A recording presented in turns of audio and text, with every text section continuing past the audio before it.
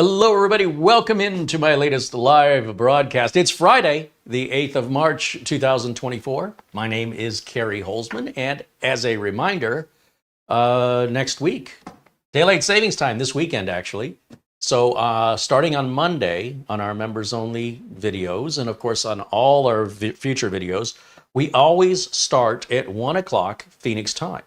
Phoenix time is always Phoenix time. It never changes.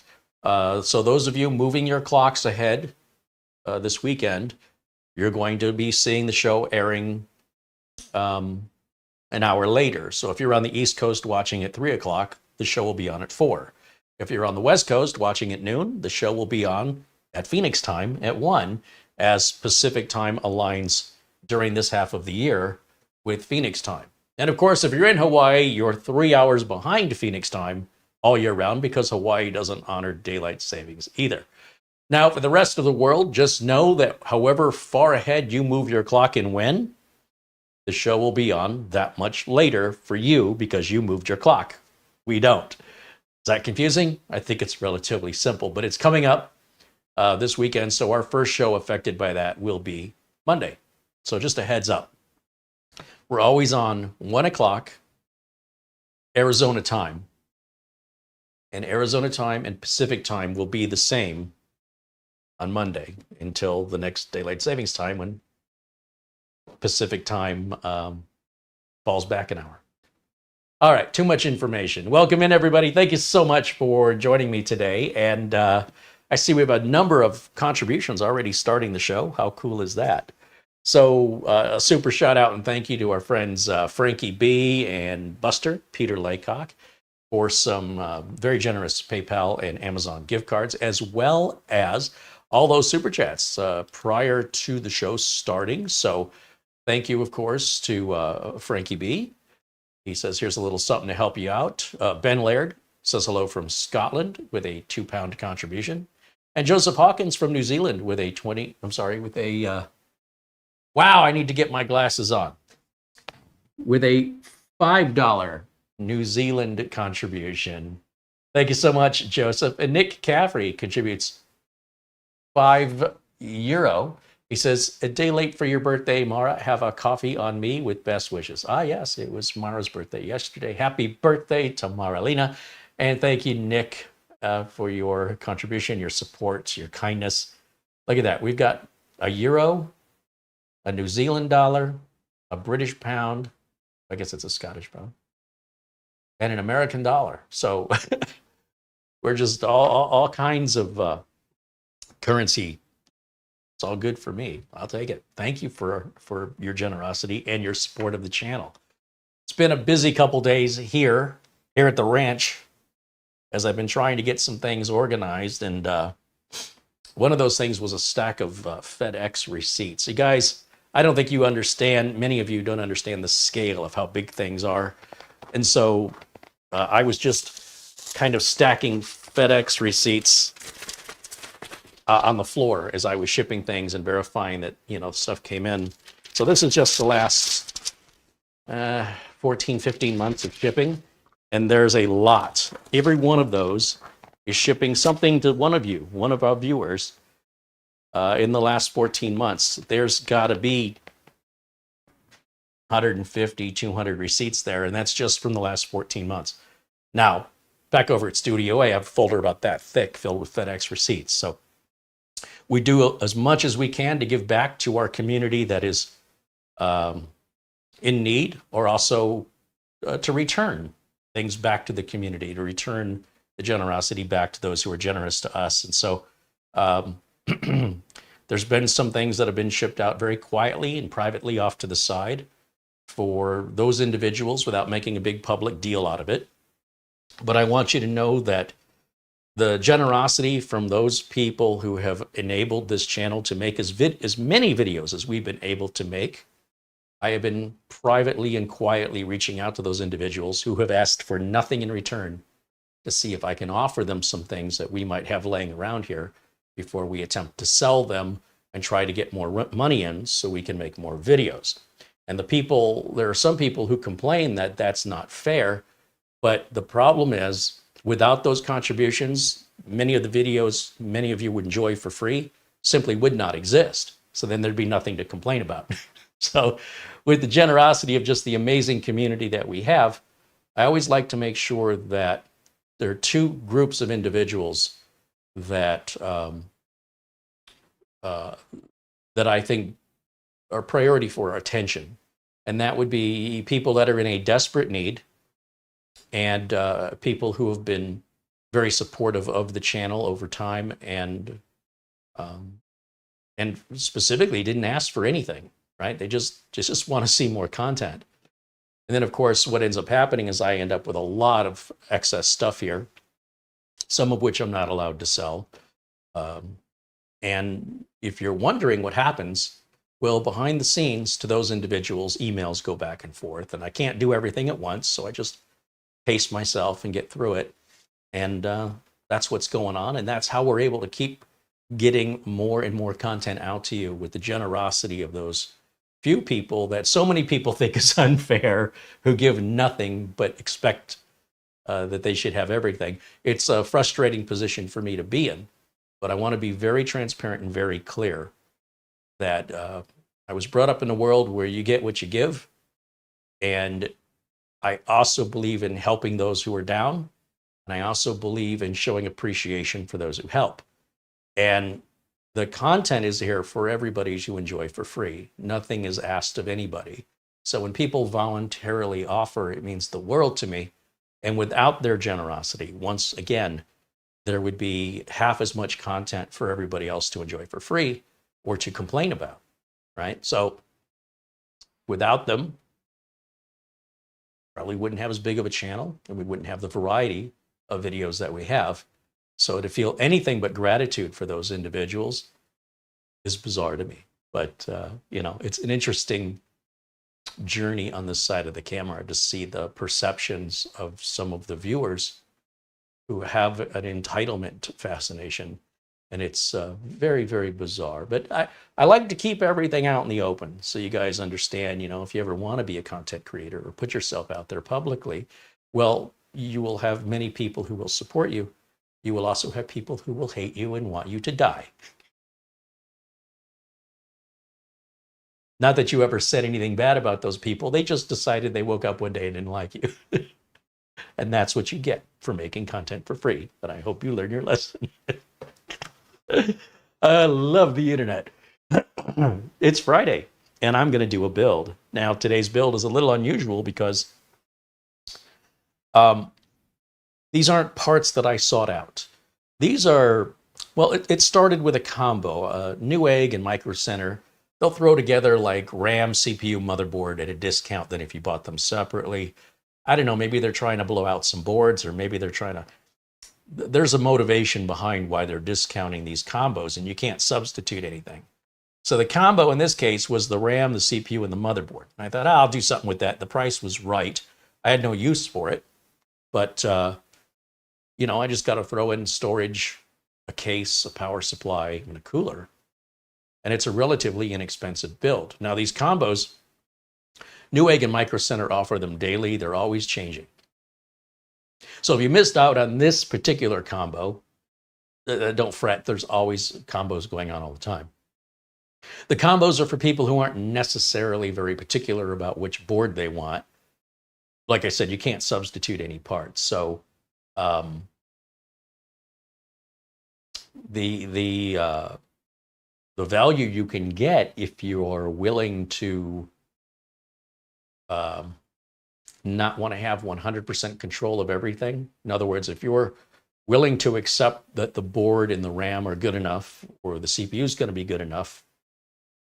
For many people, they're not going to know the difference. But if you're one of those enthusiast types and you want the best of everything, stop looking at combo deals and start opening up your wallet. You can have anything you want.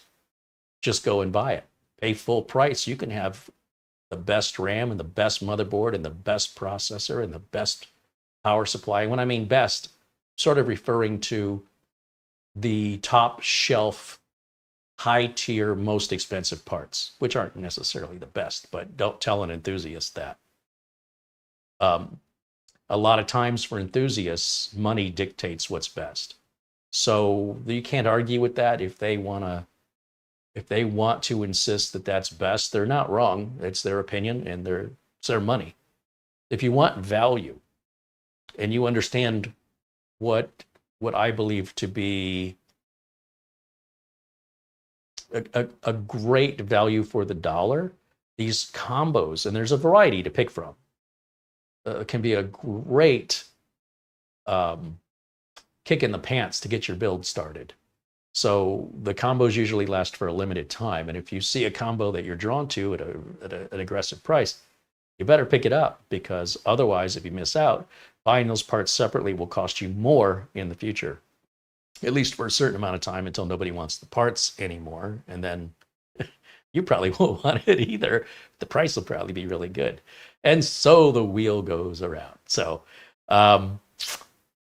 when it came to parts necessary for today's build, I have this Be Quiet Dark Rock Elite I tried using on a prior build that CPU was a little bit too much for this to cool to my satisfaction. And I thought, you know what, we'll take it off. We'll use it in something else.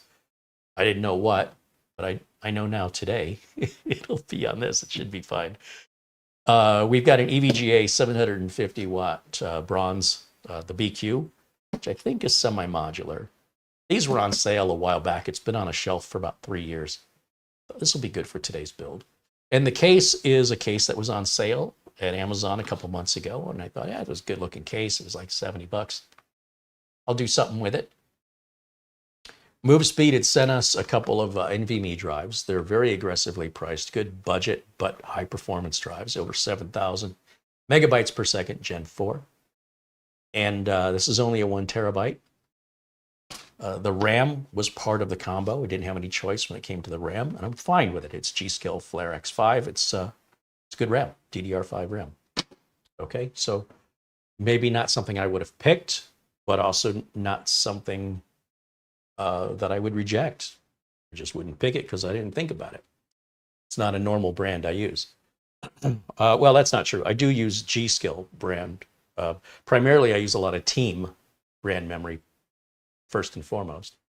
Let me see if I can get myself in the chat room. For some reason, it has reset over here on my tablet so I can see what's going on in here. And yeah, thanks to Mara for the thumbnail and title and the video description for today's video. As always, she does a great job, and it was a last minute thing. She did that thumbnail last night. Didn't know I was doing this until about 12 hours before. Maybe 15 hours ago. And let's see. Shamim Kajveras renews membership, now a member for 9 months. Hello, Carey. Glad to be a member for 9 months. Thanks again for the knowledge sharing. I wish you always the best. Thank you, Shamim. Oystein says hello. Oystein joins us from Norway. Planet Cryos with a $5 super chat says, this is the best channel you can watch. The turf will set you free. Yes. Yes. Do you swear to tell the turf and nothing but the turf? Thank you, Planet Cryos. I'm teasing him. I'm teasing his typo. Let's see. That'll teach him to contribute anything, won't it? Planet Cryos has his own YouTube channel you should be checking out. If you enjoy my content. When we're done here today, if you haven't before, or if it's been a while since you've been back, check out Planet Cryos' YouTube channel. All right. Now, let's see, where do I want to start? By the way, still doing a lot of work here at Studio B with regards to getting some stuff out, trying to get this place organized. It's a lot of work. I've got a bunch of stuff done, but I got a heck of a way to go. But I got I put a good dent in it. And now I need to rest a little bit and try to figure out what the next dent is going to be. And then hopefully throughout the spring, I can get this place cleaned up and it won't look like such a teenager's bedroom. All right. So, you know, when we do these builds, we always prep the board first. And I guess I can go through the parts individually just to show you what we're specifically working with today. So let me go over here to my my browser, and let's start with the CPU. Right here, that's it. So this is the Ryzen 5, the 7600X. It's a 12-thread, 6-core processor. It's very aggressively priced here at $215. You're not going to get a heatsink with it, but it does have integrated graphics built into it. So that was part of the combo from Newegg at the time. I'm going to throw one of these Thermalright contact frames because I think they're fun to put on. I think they're a complete waste of money, but it's only $9, and well, I've spent more than that buying tickets at the state fair for a ride that lasts 2.5 minutes that I have to wait in a half-hour line for. So I have a weird justification on that, but it's so inexpensive and it looks so cool, and I like putting them on. But it's a waste of money, and I wouldn't waste my money on it if money's tight. Over here, we've got our board today. This is the MSI Pro B650S Wi-Fi. Now, this board was paired together with that CPU and the RAM. And the RAM that was included is 32 gigs of DDR5, 6,000 megatransfers per second. And it's 2 sticks of 16, non-RGB, which is fine with me. Next is the case. So this case was on sale. In fact, it's pretty much the same price. I think it was. It was around $72 on sale at Amazon, and I picked it up for 72 bucks. It's a full size,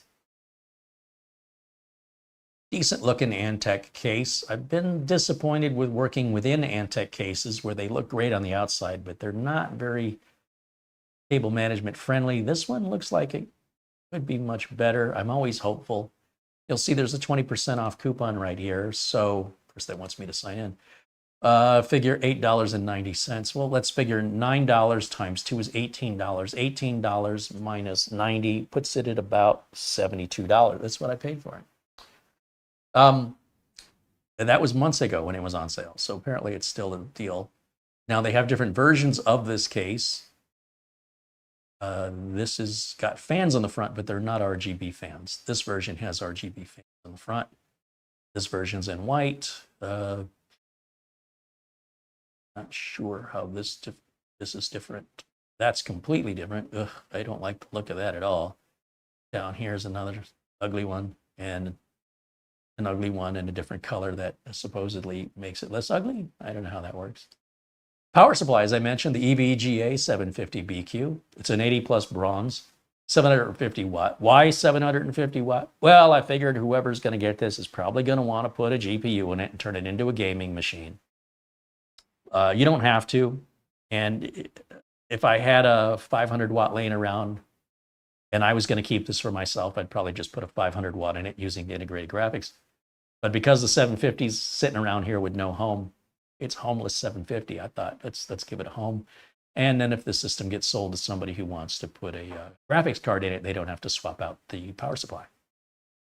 Now, the Be Quiet Dark Rock Elite Air was sent to us for free from Be Quiet to review it.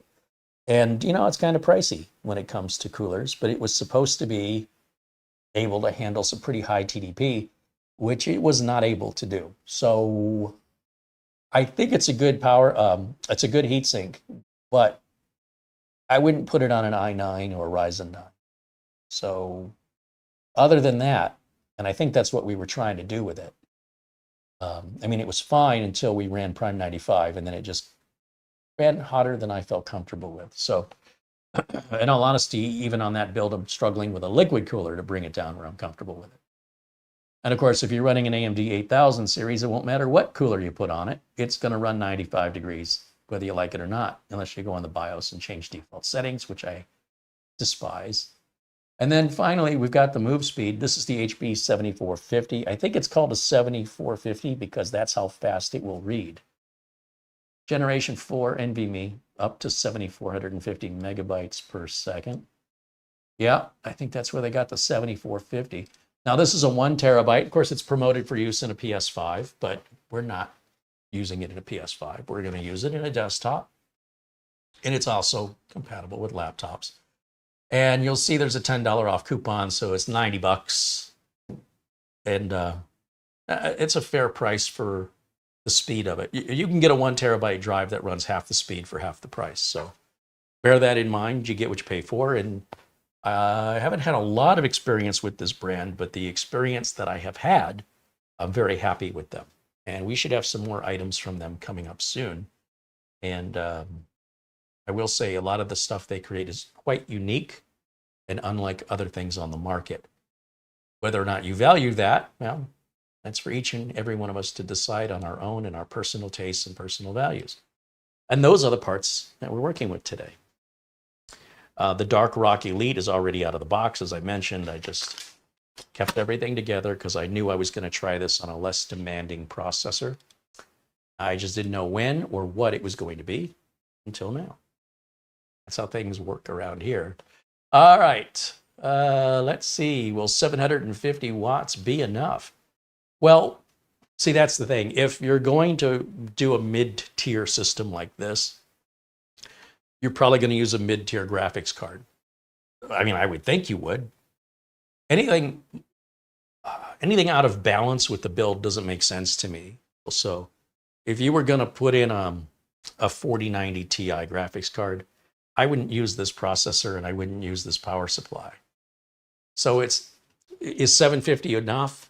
I would say 750 is probably 50% more power than we're actually going to use.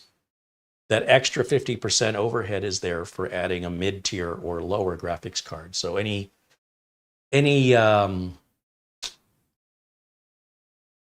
GeForce 30, 20, or 10 series, those will all be fine at 750. Once you get it up in the high end, and I would say of the 3080s and above, and the 4080s, you want 850 minimum. But then you'll spend more on your graphics card than the rest of your system, monitor, keyboard, mouse, and maybe even the rent of the room that you're going to put it in. That's how expensive they are. So to me, that's out of balance. So I think 750 would be more than enough and adequate for a video card that's on par with the rest of the components we're using today.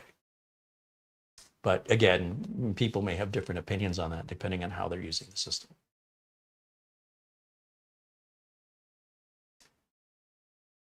When you have more power than you need, you're not using it. So if a 750 watt power supply is hooked into a system that's only using or drawing 200 watts, this isn't giving you 200 watts efficiently.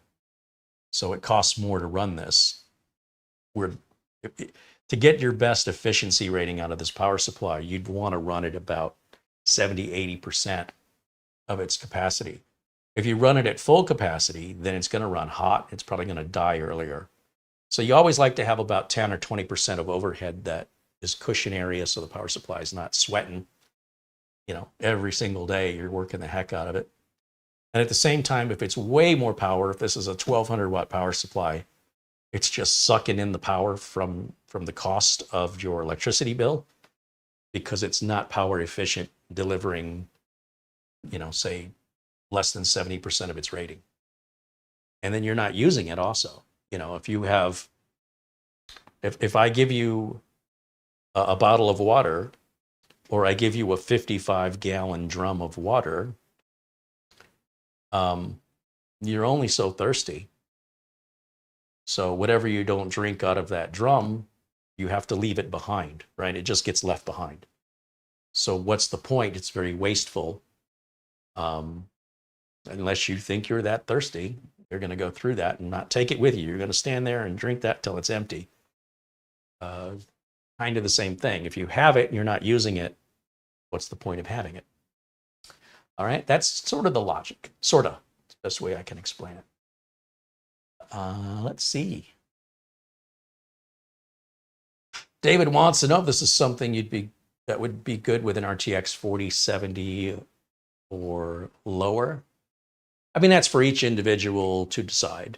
It may be acceptable, it may not be acceptable, depending on how you use it and what your expectations are and what your values are. Possible for me to say, if you're going to like something on the menu, is the Kit Kat bar a better deal than a Reese's peanut butter cup? You know, are Nike shoes better than Reeboks or New Balance? At some point, we're all going to agree that we're not going to agree. And that's why all of these options exist, is to accommodate your individual feelings, values, and budget. What works for you may not work for anybody else. It doesn't make you wrong, and it doesn't make you right, except as far as you're concerned.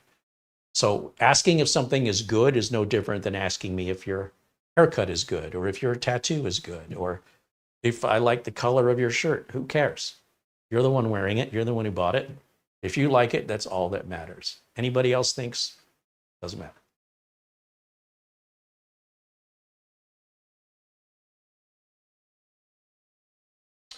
All right, let's see.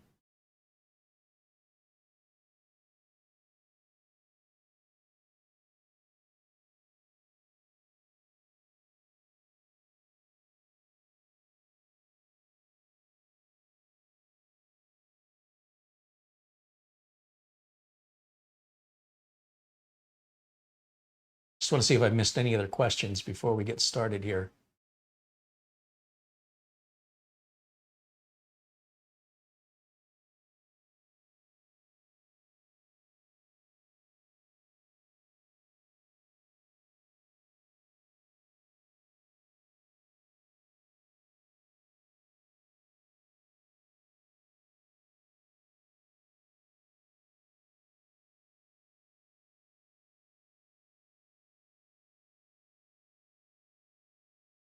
Weinstein says, Carey has accepted AMD as the king. Never said that. This was a great value for this combo. You know, if you lower the price down on stuff, it might be stuff I ordinarily don't buy. But if the value is there, I'm sure Oystein's kidding. I don't have any personal issue with Ryzen. Mostly my customers do. And I also don't like the added support I've had to go through, as AMD's been having some growing pains. I was very disappointed in the AMD 8000 series, so much so that I canceled the build and returned the product. I've never done that with an Intel product before. So AMD is still trying to figure things out. They have some very good chips and they have some not so good chips, in my opinion. But yeah, it's like a Ford or Chevy argument. Some people love Fords, some people love Chevys. Some people swear at Chevys and some people swear at Fords. And yet both companies exist and are doing financially well in the market. None of these people are wrong. Everybody has their own values and their own experience, and try to be open-minded. That's what I try to do.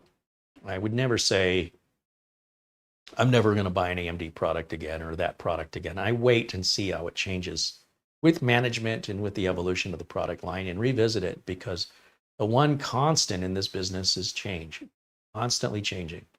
And you could cut off your nose to spite your face if you close your mind to the possibilities. So I like to revisit AMD, and especially the chips that I had a good experience with. I did have a good experience prior with the 7000 series.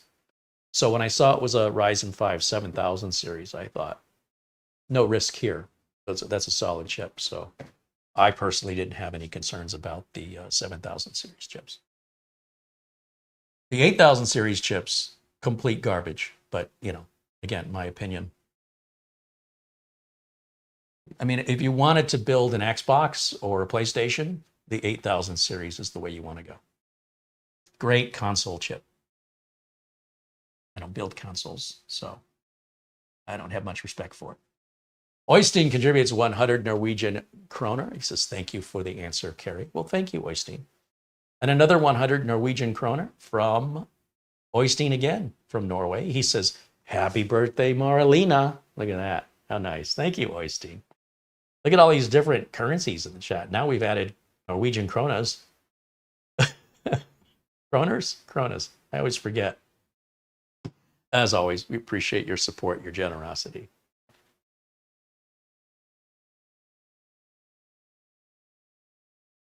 Robert joins us from Slovenia. Welcome in, Robert. Good to see you. Mark Gaines wants me to check my email. Mark Gaines joins us from Northern Ireland. And we'll check our email here before we get started. We usually do sort of an opening monologue where we say hello to everybody. And wow, Oystein also sent a very generous Amazon gift card. Holy cow. Well, thank you so much to Oystein and Mark Gaines, also with an Amazon gift card. Thank you so much, Mark. As always, your contribution, your support from all of you means the world to me. And again, much of this content would not exist without your support. Now, I'm going to try and use the overhead camera again today. We're going to see how well this goes because, well, I'm still reorganizing things here in the studio. I haven't had much time to continue toying with the overhead. So we'll see how it goes. And if it's terrible, you let me know and we'll switch back to this view, even if it means you won't get those, incredible close-ups, which hopefully will stay in focus and the battery won't die. But we'll cross those bridges when we get to them because this is live, unscripted, unrehearsed in one take. It is what it is. So if I mess it up or we have equipment or technical difficulties, the show must go on. No pressure, none whatsoever. We're just worldwide and live. What's the worst that can happen? Let's say that. All right, so let's see. I'm looking up at this camera. Let's turn it on. Way up here. And it's probably not straight or level, so we'll figure that out here in a minute. And let's go over to, let's see, how do I want to do this? I guess I'm going to step around. I first want to swivel this camera base over, let's go this way. Actually, no, let's go up this way. Do it that. We'll do it that way. And then I grab the camera, loosen the adjustment. Whoops, I think I just hit the record button.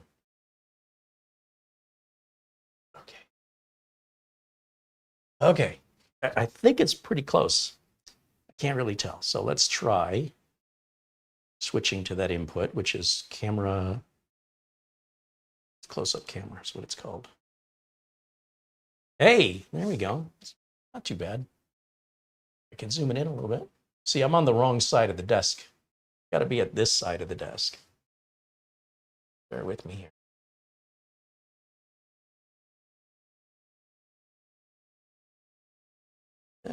Somewhere like, let's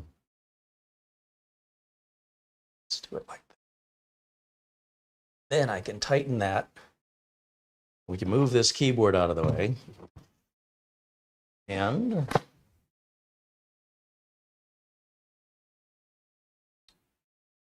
let's see.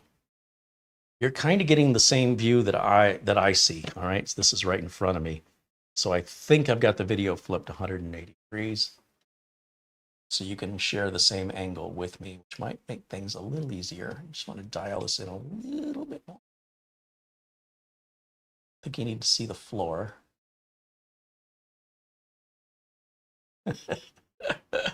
This arm needs to be just a little bit longer. Let's try that right there. If I can lock that in, hopefully I'll get a better adjustment for that. But in the meantime, it's, part of being live is, and doing this all myself is a little more of a challenge than having say Mara here running the cameras for us, but we'll get by. We will get by. CPU off to the side, RAM, NVMe off to the side, RAM off to the side, contact plate off to the side. Power supply we're not going to need for a while, so let's just get it off the bench so we have room to work. I've never worked with this specific model of board before.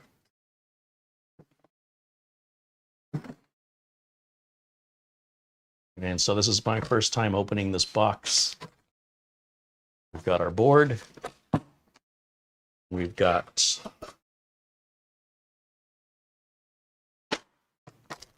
our I/O shield, antenna. It's like some M.2 quick release options here.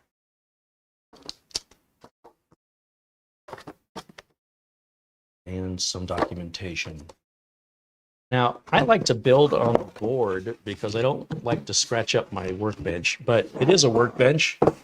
And if your workbench isn't scratched up, then you aren't doing good work. You're too worried about scratching your workbench and not worried enough about getting work done. So scratches, well, what's the expression? Chicks dig scars. I want to see a scratched up workbench if you're somebody who's getting stuff done. But I don't want it looking like you don't give a damn. So there's got to be a balance between getting work done and you get scratches here and there versus being a slob. All right, that's all I'm saying. All right, so here's our board. Actually looks pretty good. Not sure what I was thinking it would look like, but I like that it's all blacked out.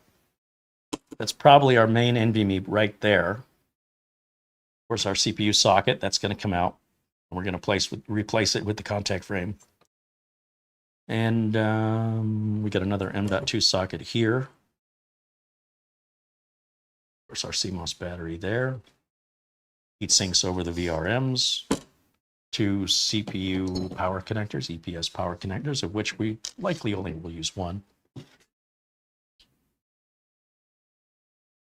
HDMI DisplayPort. Ethernet, USB, USB, USB, USB, USB, USB, USB. Wi-Fi, audio outputs, surround sound, microphone inputs, line inputs, all there. Decent. Getting a little spoiled with the built-in I/O shields. Not a big deal. It's not like you have to do it over and over. And there's a button here for something. I don't know what that button's for. It's a flashback. So this motherboard can be flashed just in case the CPU you buy is not recognized by the BIOS. We've shown the flashback process before. I don't think we're going to need it today. So, I mean, I could do it just to do it.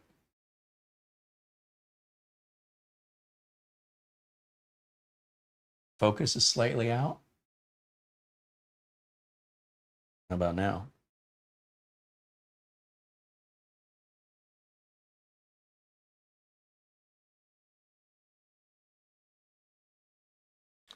Good Writer wants to know if the Windows optimizer will also be made for Windows 11. It's been made for Windows 11 since the day it was released.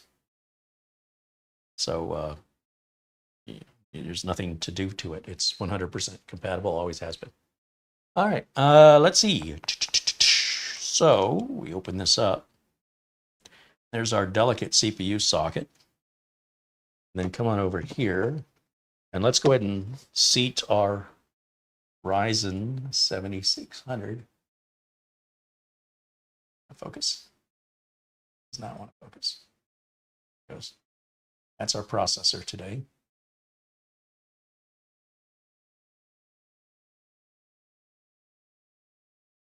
And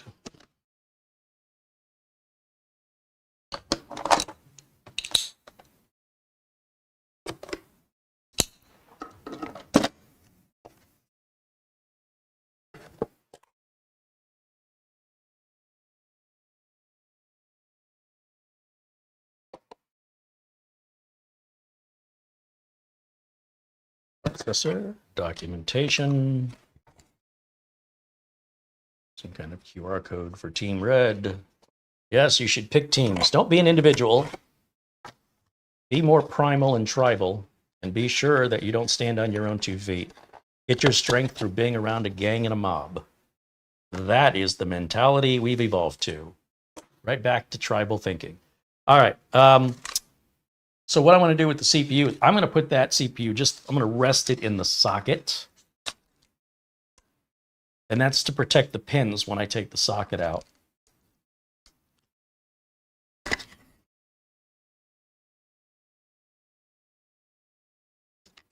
Now, of course, we always look for that triangle, or you can just face the words the same direction as all the other words on the board. All the words are going that way. And that's usually on most ATX and micro ATX, Intel and AMD systems, the orientation of the chip. You can also look for where the notches are in the chip and the notches in the socket. And of course, we've got a golden triangle right up here at the top left, which means there's a golden triangle there at the top left. If you were looking at the board, say this way, dead on, top left, which I guess is if you're facing me, to your right. And all I want to do is just kind of set this gently down into the socket, find the edges of the socket, and then just lightly lower it. Now it's floating just over those pins. It doesn't actually contact the pins until we put pressure down on this plate. Then it's going to force pressure down and make contact with that. And I don't want to do that because I want to take this plate out and replace it with one of these Thermalright frames that I'm so infatuated with for $9. All right, let's see. I want my Go Faster sticker out of here.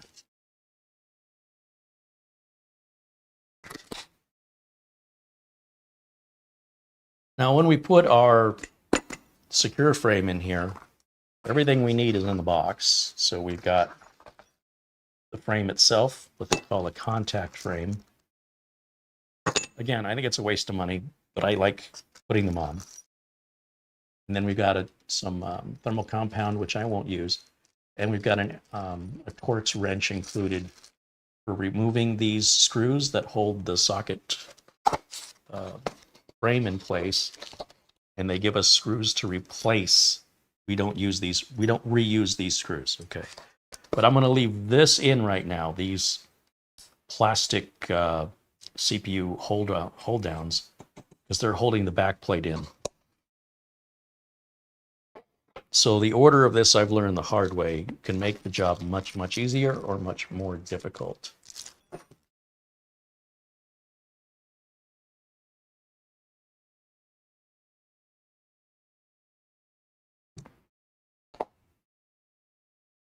All right, now you can zoom in a little bit more. These screws are actually in quite loose, and so before you remove them, get a feel, get an idea of how loose they're sent from the manufacturer. Just a nudge past tight, like past snug. Like as soon as they stop, they pretty much universally, whether it's Intel or AMD, they don't tighten these screws any further than just that little snugness, and that's it. And we want to try and replicate that. It doesn't have to be precise, but we want to not overdo it.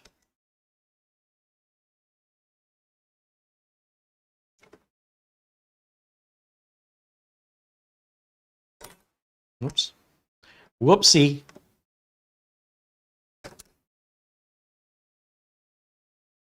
You can see the lid does kind of get in the way on some of these sockets, so take your time, enjoy the process, especially when you're doing something that doesn't make any difference and it's really just because I enjoy doing it. And that's our socket frame right there. And we can just close that up. And what I'll do is I'll keep it in the motherboard box.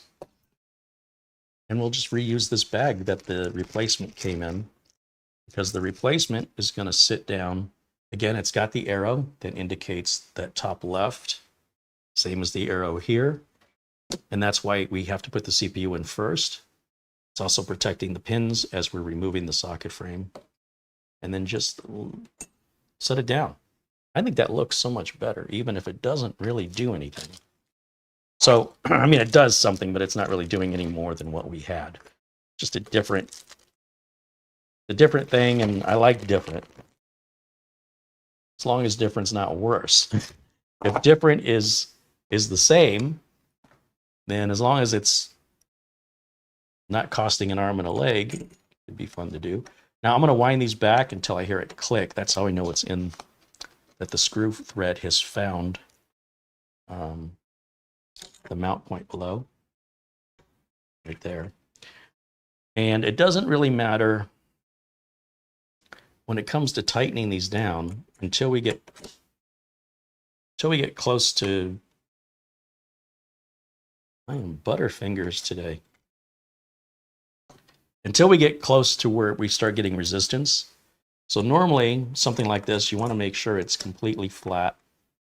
So you want to just, the minute I get resistance, I'm going to back it off. You know, it doesn't take much. It's finding resistance awfully quickly. Okay, now it's important that we do opposite corners just because we don't want to warp this. And if we think about just how little tension was on this when we took these screws off, we're going to try and put it back the way it was, which is just kind of done by feel. As soon as that screw starts to give you some serious resistance, just stop. That's about it. That's all it takes. It's not going anywhere. It's not going to vibrate loose. Now, the cooler we're going to use here, let's pull back a little bit on the camera. This cooler, when we use it with an AMD socket, let's see, that's Intel.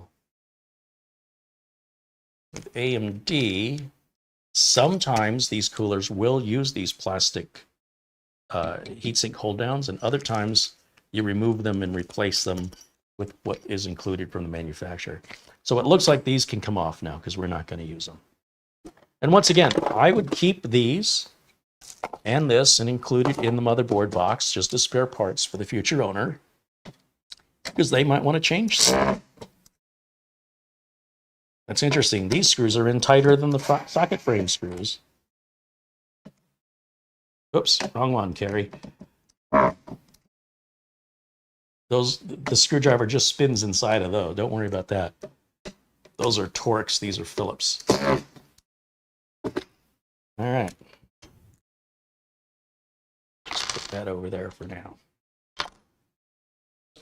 So when it comes to mounting this cooler, we're going to use the parts here. And I'm sure the documentation will tell us how these go on, but I'm going to wing it. It'd be pretty obvious. And then we can take this Be Quiet bag, this leftover Ziploc, and we can put these parts right in there along with the screws in case the owner of the machine wants to return it to OEM or wakes up one day and they're bored and they want to take it apart and put something else on it. I don't know what the reason why people do stuff is. Okay, and then, oops. Okay, so this is the AMD bag. That's pretty straightforward. We've got a couple of standoffs or spacers with a couple of screws, and then these brackets. So it looks like the brackets are going to have to go on here, right? Something like that, maybe. Not sure which direction they go. Right, in this bag, I'm going to have to cut open. So let's see what we got here. Now, there's only one place those spacers can go, and that is over the little metal ends that stick out here. Once again, we might need to get a little closer for you to see that.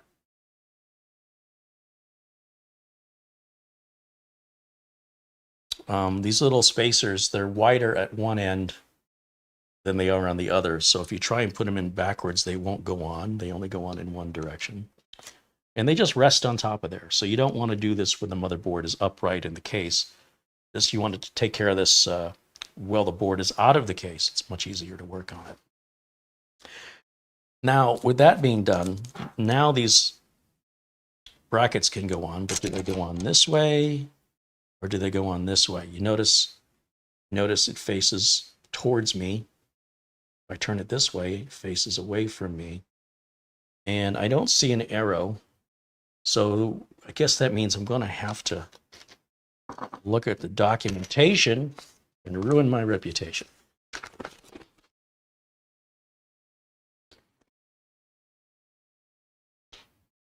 That's Intel.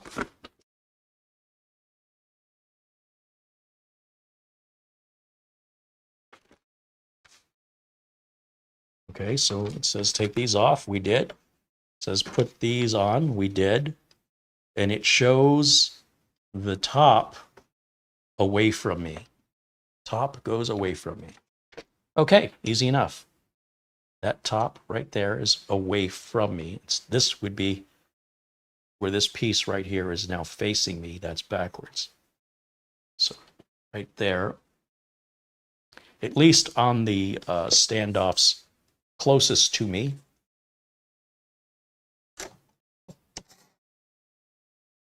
There's no worry of opposite corners or anything with these. Now, not to confuse you, however, well, this one went away from me. The other one has to go on in a mirror-like image. So that one furthest away is going to go towards me. In other words, both of these need to face the center of the socket. They need to go in towards the socket. That's probably the best way I should have explained it to begin with. We are live and unscripted, so we'll figure it out.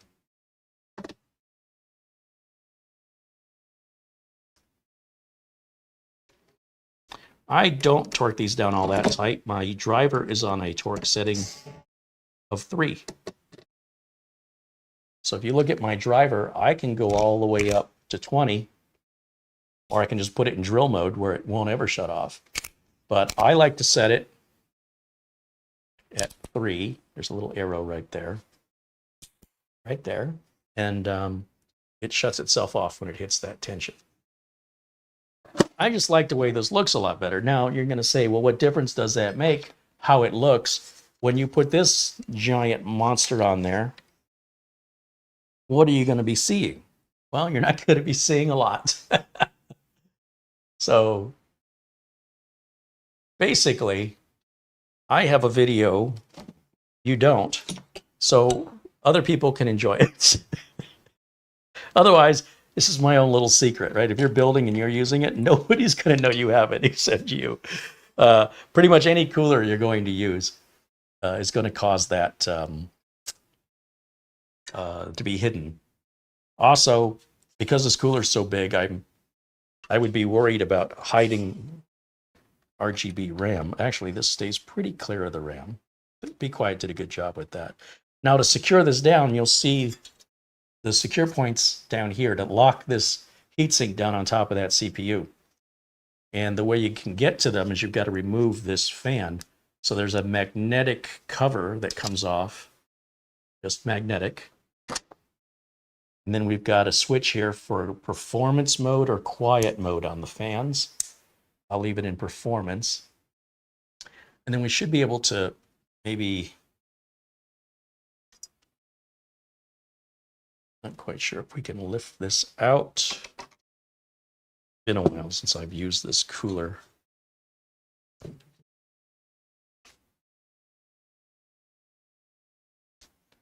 I have to unscrew it first.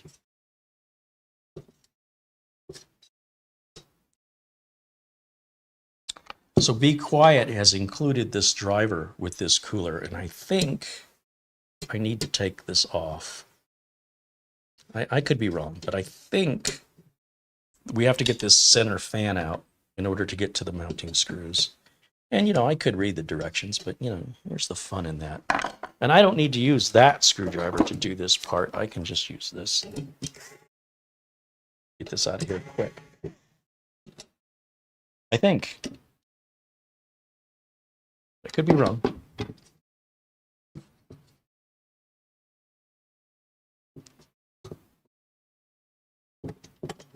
Something's still holding us in there.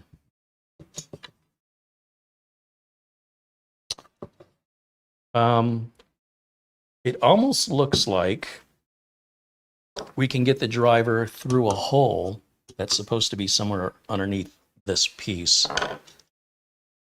I'm not sure how to get to it, so I guess I'm going to look back at my documentation. And it does show this whole piece lifts out.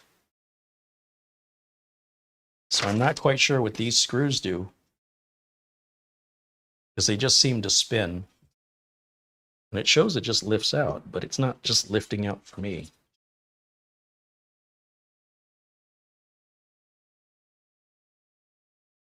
So what am I missing?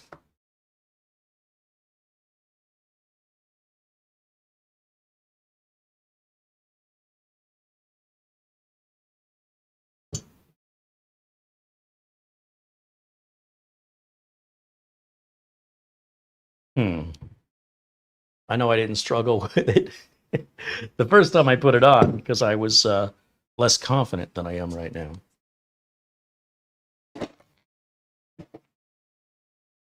Let's see, center the fan above, slide it into the recess. They're not really explaining how that comes off, other than they just show it lifts up, but they don't explain what these little screws are for.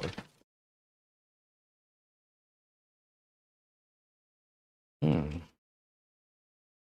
mean, that implies it just lifts up. So, what am I, a weakling? Is that what it is?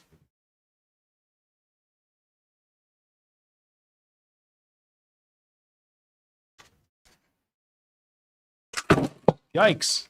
I think I figured it out. Okay, so these aren't screws at all. These are just little plastic clips that hold the top on. That's all they are. They're just little plastic alligator clips. That's all that is. So no need to turn those with a screwdriver. They don't go anywhere. You're not hurting anything, but you're not helping anything either. And then that's the piece that will go back on. But with that piece removed, we now have access to the screws to tighten this down. And we want to put this on in such a way that it's going to not block our RAM. You see, if I put it on the other way, which is entirely feasible, look how much of the RAM gets covered up there.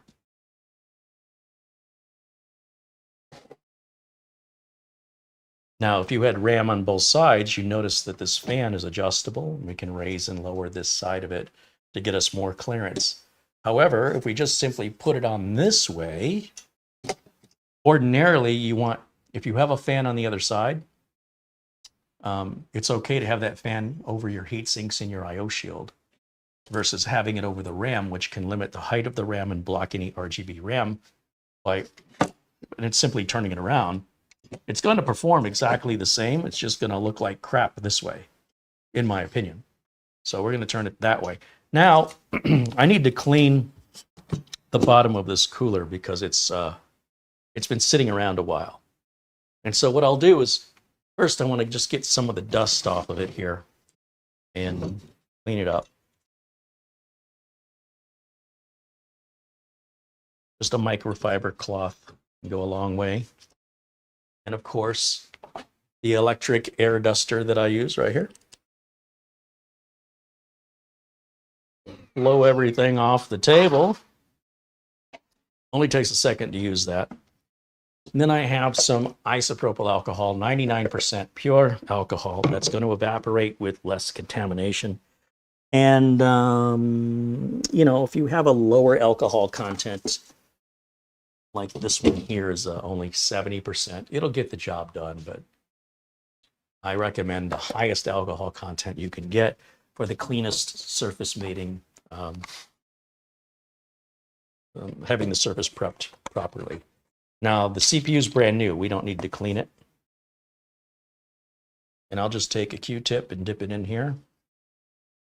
Just run that back and forth. This is pretty clean. We're just kind of getting rid of the little dust and microscopic particles that might make all of 1 or 2 degrees Celsius difference. So this isn't entirely necessary for most people, except people that are obsessed with, doing it right, regardless of the practical benefits of it, which are going to be more practical to people that are going to be overclocking or using a much hotter CPU than this. Nonetheless, better to have it and not need it than need it and not have it. I'd hate to have to take it off because I didn't do this the first time. I didn't think it would matter. And you can see that Q-tip's coming up pretty dirty. Now the metal itself, you know, may give off a little bit of what appears to be darkness on the Q-tip, but it may actually be clean as far as thermal transfer is concerned. So don't drive yourself crazy. Wait until these come out clean, because they may never. They just keep rubbing off some of the metal surface material, which isn't actually hurting it. That stuff actually helps because it's metal and conductive. Potentially. It's not always that way. Now, when it comes to putting on the thermal compound, you know, I use a nitrile glove, like so. And I've got tons of extra thermal compound laying around, so we'll just use some of that. That's just my personal preference versus whatever this stuff is that came with the contact frame. I don't know how good this stuff is, this Thermalright. It might be fine, but I'm going to stick with what I know. Hey, there's Martin Hogg joining us with £4.99. Says, hey, Carey and chat. I've been absent for a while with health issues with my wife. Here's some Coca-Cola funds. Hey, Martin, thank you for that. I'm sorry to hear about your wife. I hope that she's going to get better soon. Good to see you again. Okay, thermal compound. Here's the way Carey does it. You don't have to do it this way. Just want to make sure that see some little bits on there. Just want to the bits off. And then I'm just going to put an estimation of what it's going to take to cover the top of that CPU evenly. I don't trust the squish method that it's going to spread evenly. And the only way I'm going to know if it did or not is by taking it back off to look. Seems like a pretty strange way to have faith in something that's so critical. I don't want to have faith in it. I want to know for a fact. Now you can see with the contact frame on how messy this gets on the contact frame. Again, that nobody's going to see. But if you're like me, and those little details bother you, you can use a clean finger on the glove to try and not smear it everywhere, because it often makes it worse. And we could always grab a clean Q-tip if it was really bugging you, because it is a little messy that way. But no one will see it, and it doesn't actually impact performance at all. It's just a visual thing that the builder can see. The owner of the computer, if you were to sell it, would never see that until there was a problem. And, you know, that could be 5 years down the road, and hard to complain about it if it's been working for 5 years. But yeah, you can go at this with Q-tips, but you will often just smear it around. Now, I could dip the Q-tip in that rubbing alcohol or that isopropyl alcohol, and that will help pick up the spillover. Well, I don't know if they call it spillover, but if we take that same cleaning material that we used before, and we simply are a little more precise with where we're using it, right here on the edges, we can clean that up. This stuff is messy.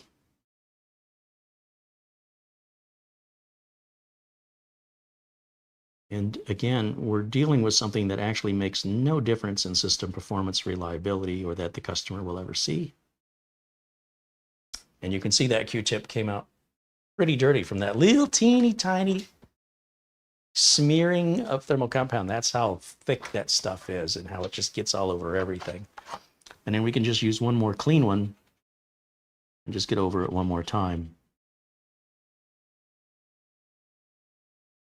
And hopefully, in this process, we just didn't make the whole thing look a whole lot worse. And depending on how much time you really want to spend on that, you can get it nice and clean. But if there's any problem and we've got to take the heatsink off, if this doesn't pass our tests, we might just have to wipe all that off and start over again with a different heatsink, right? Like if this heatsink's not enough, I don't think that's going to be a problem, but Neither would you. Hence why you would have to take it all off again, negating the whole point of cleaning it. So decide for yourself the best way forward. Now we're going to take our cooler, we'll place it around this direction. Which way do I want to go? This way. So now it's interesting to me, with this fan being lifted up, it must be lifted up for clearance to the heat sinks on the VRM. Now we're going to use the enclosed and included Be Quiet screwdriver that gives us that length to get down to that screw through between the two large towers here. I can figure out where the mount point is. Make my life a whole lot easier. There it is. There's one. Just get one started, get the other one started.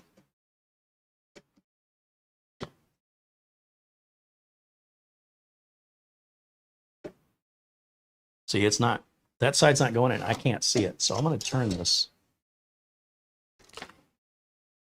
so I can see what I'm doing. A lot of times I play to the camera, and that's not how I would be building it off camera. I would face this towards me so I can see it clearly.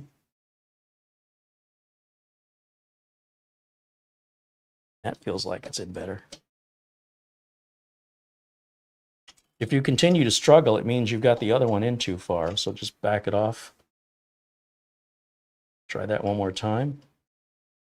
Okay, that one's in this time. Now, will this one go in? You might have to push down on the other one.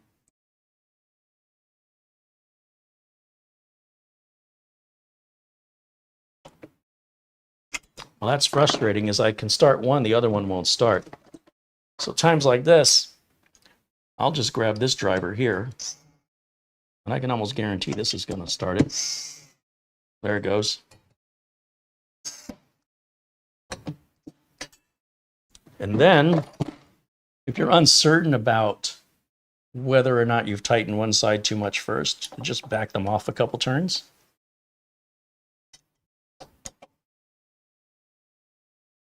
And then a couple turns back the other way. 1, 2. 1, 2. 1. Turn anymore. There. That should be nice and level. Then we can take this piece here with our cables, slide it down back where it was. And I realized that the Be Quiet logo, yeah, it's facing the right way because I've got the board turned around.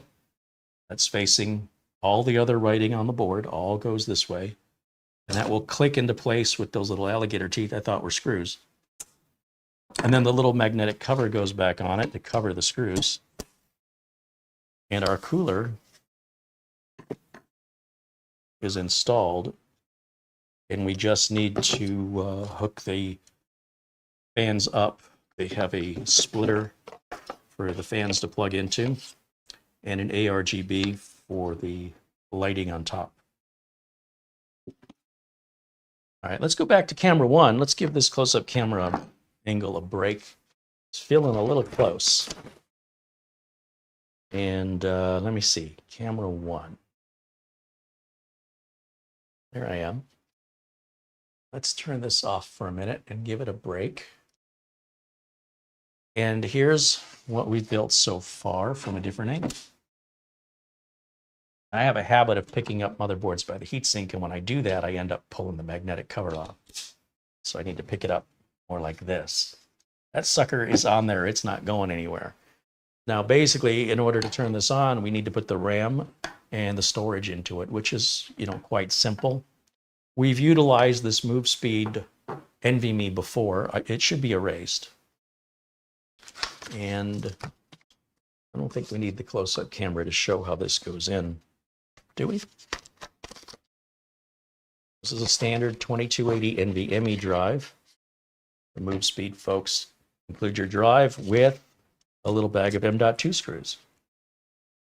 That's nice. The M.2 screws can be very frustrating to locate should you lose one. But something to keep in mind is this motherboard comes with these, basically these M.2 quick disconnects. And I need to put my glasses on because all these parts are extraordinarily tiny.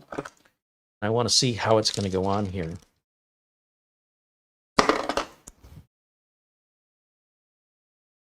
Now, I can bring this up to this camera so you can see it. This is your little M.2 fast release.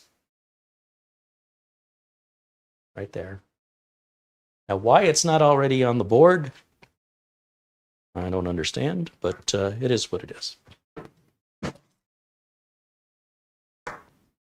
So, my assumption is where this heatsink is where the fastest NVMe would go. Your fastest NVMe will be your hottest NVMe. And that screw just came right out. It's not captive, so don't lose it.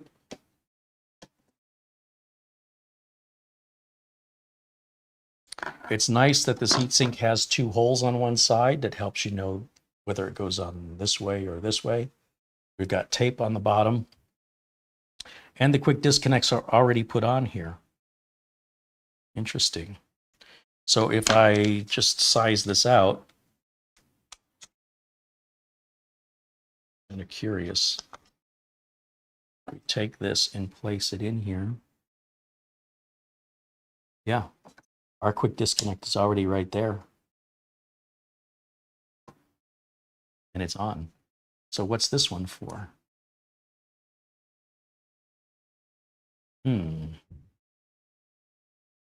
It's bizarre. So if that piece were to go back on, I know I have to take the tape off. Just bear with me for a second. What is that one for? Maybe that's for a 110 millimeter M.2 drive. All right, let's pull the tape. This is our thermal contact tape to help keep our NVMe running nice and cool. And of course, it matches the aesthetic of the board. And this is preferred to using one that may come with your NVMe drive. So I order NVMe drives that do not come with shields because you pay extra for that. And if your motherboard's already got shields, your motherboard shield will be superior.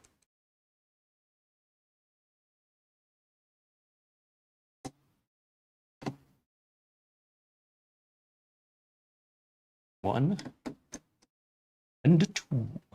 All right, so that leaves me to wonder. I guess we can just put this one right here. And this is our quick disconnect for the second M.2 slot. I like to have it before I need it. I like the customers to not have to call me a year from now when they're adding another M.2 drive and say, hey, where's the screw? It doesn't use one. It uses a quick disconnect. Well, where's that? Should be in the motherboard box. What motherboard box? Well, when I sold you the computer, I gave you a motherboard box. And I told you all of the extra parts and documentation is in this box. Nothing you need today, but you want to put it away because in a few years you might want to upgrade. And you might need some of those parts, or you might need that documentation.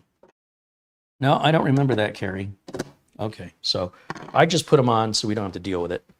Now, that has a small Phillips screwdriver on top of it. So I'll just grab my jeweler's toolkit here, and we'll grab the jeweler's driver. We'll just tighten that down. And that way, it sits there harmlessly.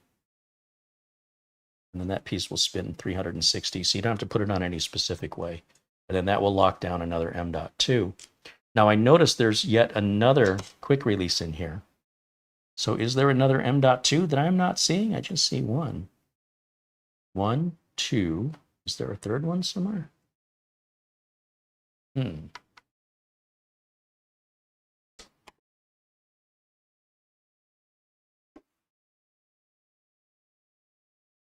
I only see two.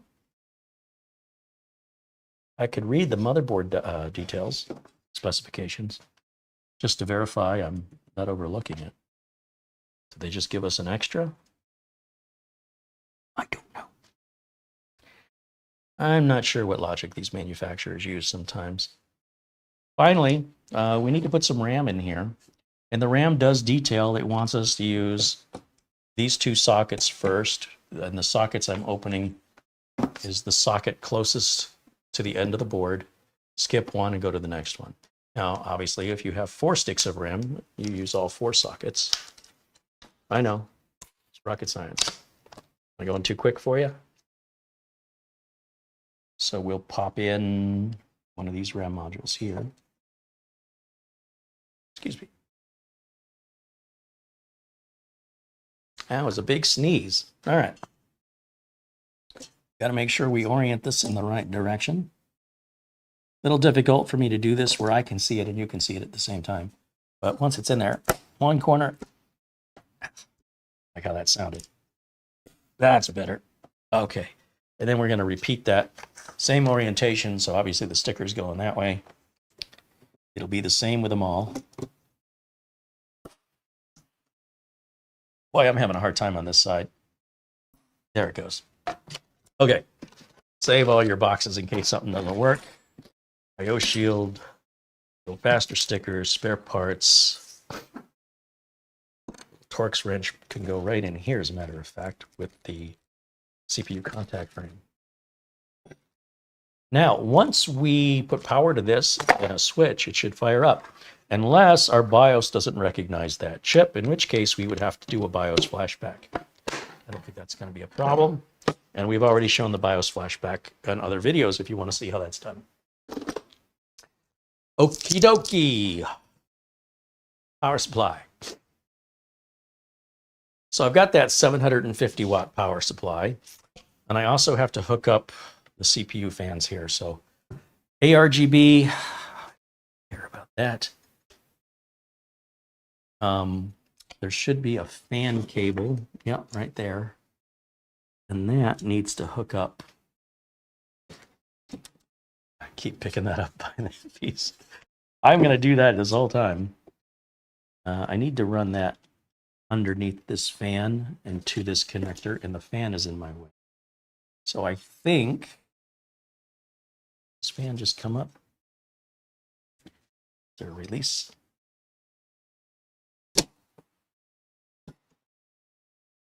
I just need to raise that fan up.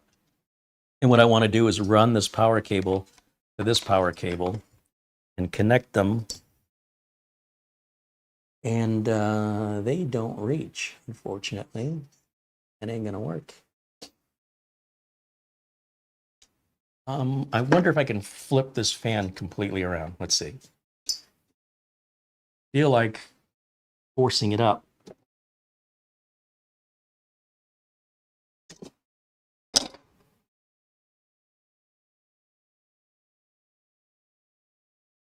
Turn it around that way, maybe? I mean, it does show the logos upside down this way. But will it let me do it?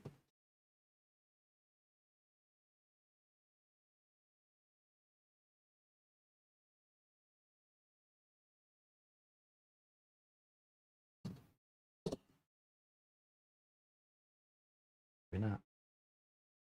Might have to go on this one. Yeah, it goes on so much easier that way. Okay.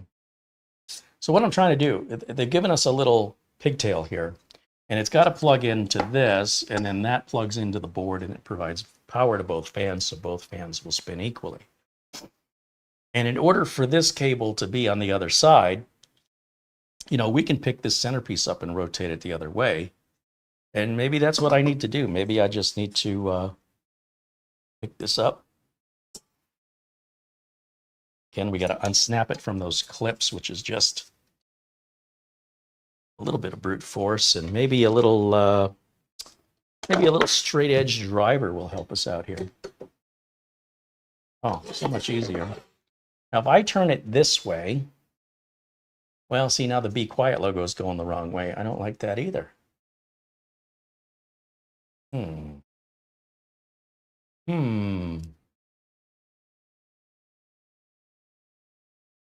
putting that back the way it was. I think this piece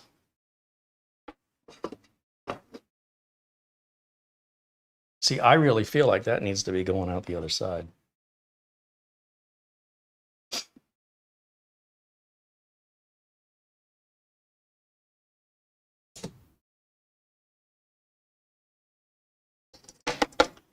Those two items are just too far apart. by about 1 inch. Now, if we look at the cooler documentation, it's likely telling me it wants this the other way around. I don't want this over the RAM.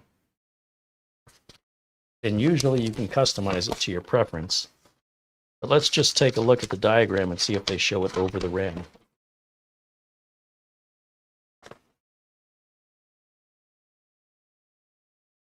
They kind of do. They do.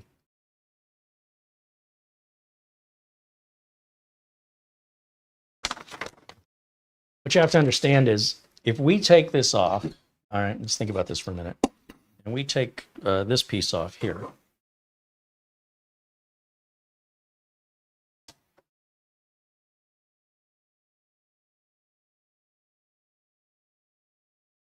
what we have the ability to do is to turn it this way. I want you to think about this for a minute. When that's turned this way, and then this is put on exactly how it was, which was this way,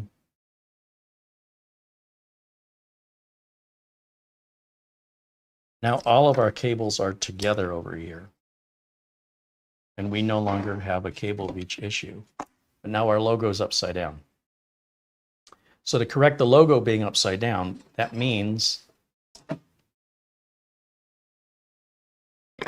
I have to take the heatsink off, which is just 2 screws, turn it 180 degrees, and then the logo will be right side up again, and this fan will be over the RAM, which is not where I want it to be, but that's where they're suggesting you place it. And of course, in the diagram, they show that fan is, 4 inches away from your first RAM socket, when in fact, it's sitting over the first 2 RAM sockets. Now, we're not running RGB RAM on this, so it's not blocking any RGB, but it does make it more difficult if you need to remove some RAM or upgrade some RAM. This fan will be in your way, and it's easily removable, but it sure would be nice if you didn't have to touch it at all, and you could just access the RAM like we can right now with that design. We also got to pay attention to the orientation of this fan. This fan is blowing air this way. And this fan, when we turn it around the other way, is likely blowing air right back at it. So your cooling is going to suck. So aside from the Be Quiet logo being upside down, the fan direction, in order to have the fan blowing out towards, we want both of these fans blowing towards the I/O shield. And since this fan is blowing this way, this fan needs to go on this side. It has to. You might find that you can make this cooler fit, but that it's not going to cool very well. And you're going to wonder why all the reviews were so good, but your experience is so different than everybody else's. Well, because you didn't follow the directions. That's why. Does that make sense? The direction of the fans are important. They both are blowing air the same directions. You don't want them blowing air at each other. They may have intentionally made that cable too short in order to prevent you from being able to hook up the fans against each other. So, in a way, it's a smart design to force only a one proper orientation. And again, I didn't really pay that much attention to the documentation, just pieces of it as I felt I needed to know. But what I felt I needed to know was very different than what I actually needed to know. That's why the documentation is there. I have a fun time doing my job, and this is not a big deal to flip it the other way. We don't have to reapply the thermal compound. We just unscrew the screws, turn it 180, put the screws back down. It's really not a big deal. Had I built it and mounted it in the case and fired it up and installed Windows, and I'm running Prime 95 and my temperatures are going crazy, as if I don't have a heatsink, I'm going to be baffled for a little bit until I figure out the mistake I've made. By doing these live and sharing with you my experience and my discovery, I hope that it's almost like you're doing it yourself and you're figuring it out yourself, just as I am. Those lessons tend to stick with us better than watching somebody do it perfectly and in a polished and edited video where no mistakes are ever made and the possibility of those mistakes is never entertained. So, what happens when you make these mistakes? It's not the end of the world. It's not a big deal. It just means you might have to do some work twice. In this case, the work we have to do twice is very simple. We take these two pieces off, and if I want to be super lazy about it, I get my electric driver out, and it doesn't matter the order that we take these screws out. And all we're going to do is flip it like this.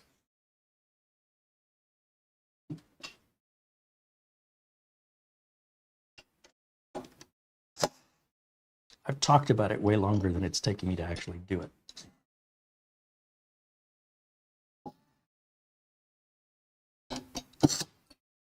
Now, anytime I'm worried about leveling properly, when I'm using the electric drivers, you just back these off a couple of turns. And that'll help take the pressure off any unevenness. Just get them so they're just a little bit loose. And then once you feel like they're a little bit loose, then you can give them a couple turns each, just like we did before. Try and get them to tighten down evenly so that one side isn't tight before the other, or drastically before the other one. Because what ends up happening then is you could have the heat sink strongly attached on one side and loosely attached on the other. It's sitting like this, and you can't see it with the naked eye. So then when we put this piece back on in the proper orientation with the Be Quiet logo facing that way, as always, lock that in, take this fan, slide it back down just like it was in prior, but just don't lower it till it, make sure you have some RAM clearance.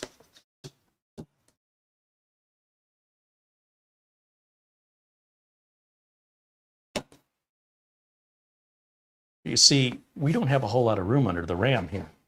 So if I ever have to make adjustments to this RAM, take it out, upgrade it, I got to take this fan out, which I think sucks.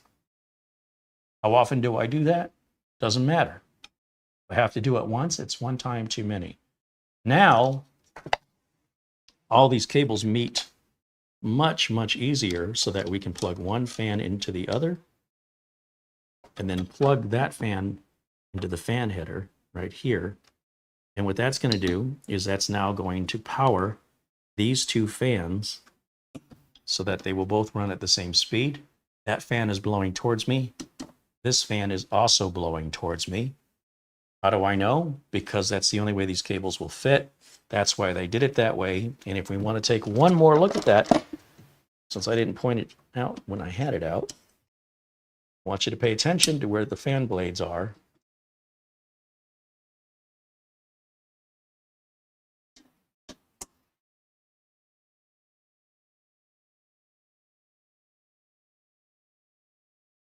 And you'll see the fan blades are exactly the same. And the supports, where it says Be Quiet in the middle, that's facing me. Where that center is that doesn't spin, on one side of the fan, the center spins. That's the fan. That's the air it's pulling in. On the back, where you have the support for the frame, and it's like a Be Quiet sticker that never moves, that's the direction the air is going out. So everything is moving properly towards me, towards the I/O shield. This fan's blowing air into here. This fan is blowing air through there. And then the rear case fan will take it and blow it in the same direction out the back of the case. This is critical. Now, this is a little RGB header. If you want to plug it in, this motherboard has an RGB header right there, so you can synchronize your RGB with the motherboard software.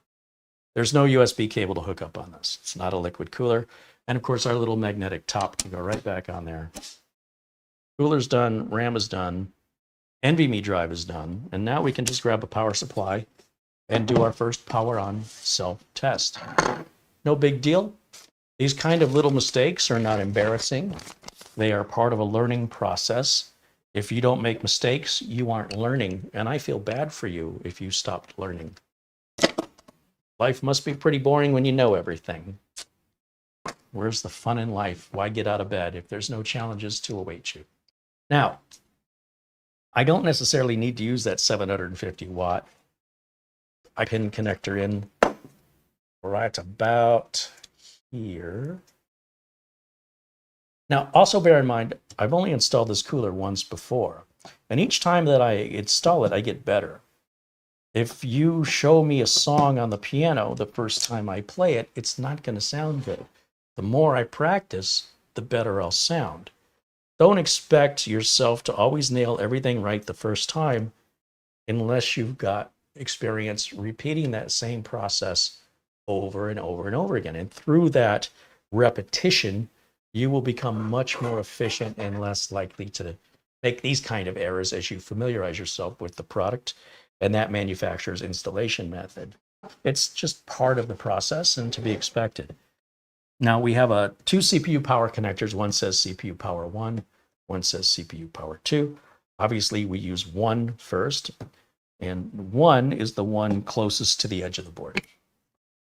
Finally, we need to hook up some stuff up here, right? So, it's our power supply. Let me grab a power switch.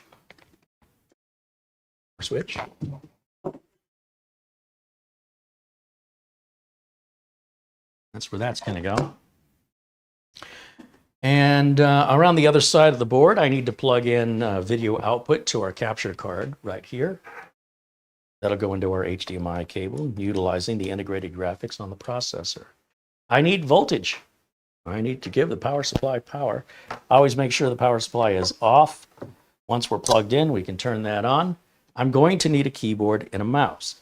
I always keep a little wireless keyboard and mouse combo unit right here. These are very cheap on Amazon with rechargeable, USB rechargeable batteries that are non-replaceable in the units. These batteries last me 3 or 4 months before I have to charge them. And they use and share one wireless dongle for both keyboard and mouse that I can plug into any USB port back here. And that's, I think, it. We're not plugging in internet, nothing USB. We just want to see if it's going to turn on, that it's going to say, hey, I'm alive. That's what we call the smoke test, because, you know, computers run on smoke. And if you let the smoke out, they won't work anymore. That's how that works. Now, let me switch over to our HDMI input, and this is the moment we've been awaiting. And again, I kind of rushed through this, but you shouldn't. If you've ever built a computer before, it's a lot of fun. And, you know, there's some anxiety. Is it going to work? And, you know, if it doesn't work, it's not the end of the world. The anxiety goes up and you think, oh, did I just blow a bunch of money and ruin everything? No, you probably just have something plugged in wrong. Probably haven't damaged anything. And then when it does work, the adrenaline rush you get is even better than if it works the first time. And it's not something you can really explain to anybody. It's something you feel. And the only way you're going to feel it is by doing it. And then once you feel it, you're going to want to feel it again, meaning you're going to want to build another one. So slow down, take your time. Building them gets expensive. Ask me how I know. With everything ready to go, I should be able to just hit this power button. I see the Be Quiet logo all rainbowed up. I got a diagnostic LED on the board and the fans are spinning, but quietly. And our first boot could take up to 90 seconds as it's training the RAM and the CPU. First time. So give it a minute, 90 seconds, 2 minutes. Be patient. Just because nothing happens right away, that's normal on a first boot. So I see the diagnostic LED went down and the system fan slowed down and then came back up again. That suggests to me it trained the memory. It applied those memory timing settings and reset the computer to use those. Now, let's take a look at what the screen says, because it already went away. I can't read it. Guess I just wait, see what it does next time. It says, let's get rid of camera 1. It keeps changing on me. All right, we're in the BIOS, and clearly we don't have to do the BIOS flashback, or we wouldn't have gotten this far. Now we can check if there's a new BIOS, and we can apply it now before we install Windows. But we can verify it sees our proper, this is our motherboard, this is our CPU. Everything is being detected correctly. So that means all the work we've done correctly. We verified that. We can look for a new BIOS. Now this says we are running version of the BIOS. Where is it? Never mind the date and time is wrong. As long as we're within a decade, it will self-correct on Windows install. Let's see. BIOS version, what does it say? 1.30? So what I'll do is, using the streaming computer, you will need another computer for this. I'm going to go to a Google search, and I got to use the right keyboard too. A Google search. And under the Google search, I'm going to just type in MSI, my keyboard on that, MSI Pro B650S Wi-Fi BIOS. And the first link that comes up is going to be the MSI homepage for this motherboard, which I can share with you on a window capture. Now, well, in this, we're going to look for BIOS. So it could be under drivers and downloads. And it is BIOS. It says the latest BIOS version is version 1.9, and we're at like 1.3, right?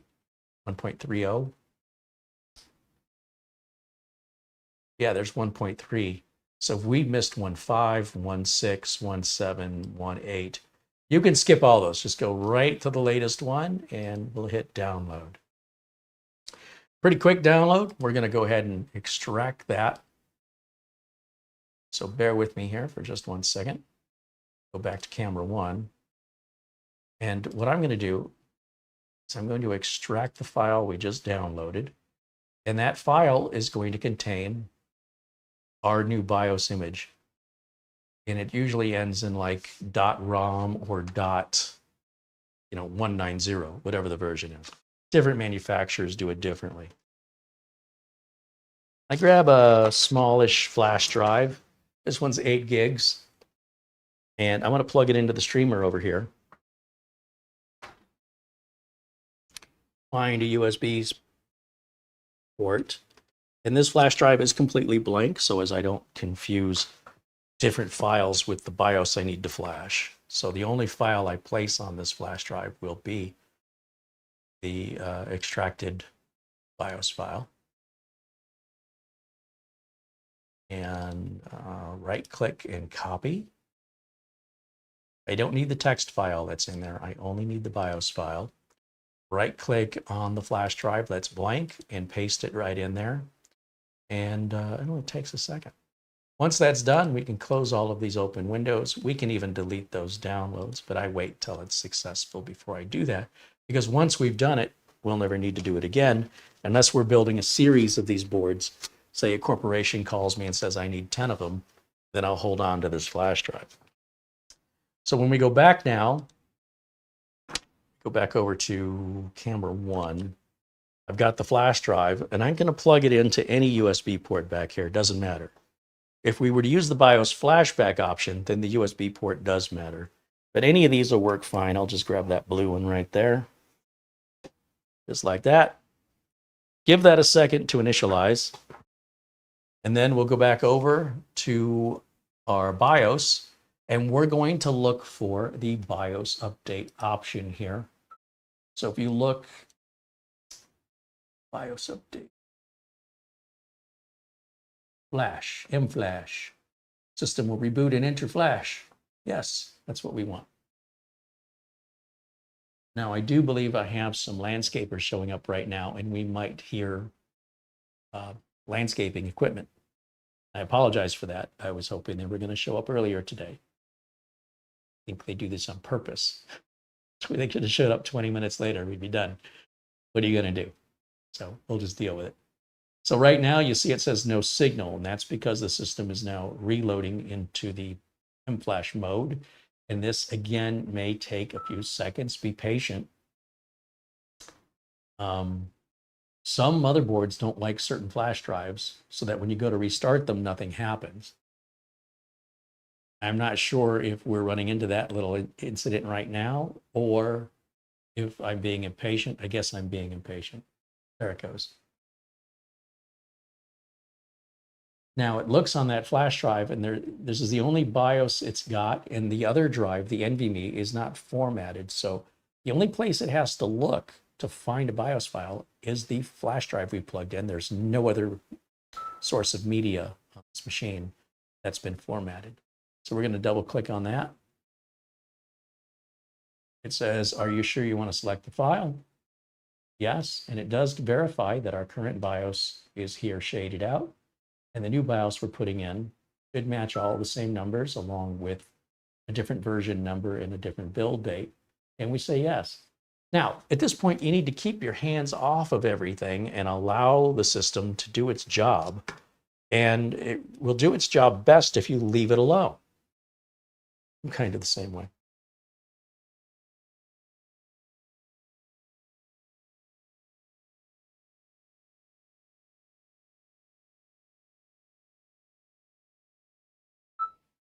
And since the landscaper will be setting off my cameras throughout the rest of the show, I will silence them. Let's see, how do I want to silence these?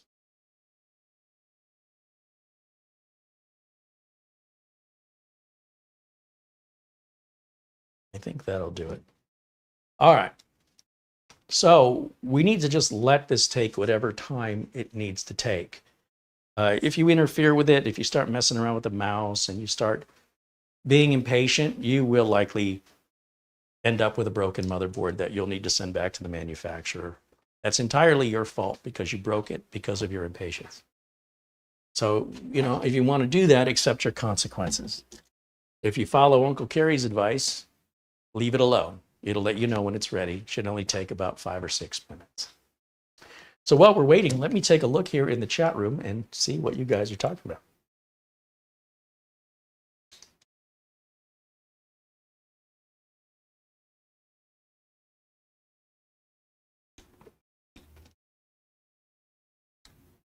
John Paul Bacon says sometimes you need prior versions of BIOSes, but they will always warn you before you download. It'll say, before you can use this version of BIOS, you must have at least this other version. It's not very common, but it does happen. But it should be right in front of your face if you're paying attention. We didn't need to discuss that today because that didn't apply to us. And in most cases, it does not apply to us. That happens only sometimes. It's not very common, but yes, it does sometimes have a requirement. Hey, Mark Leibowitz tells me to check my Amazon account. All right, let's take a look at the email again.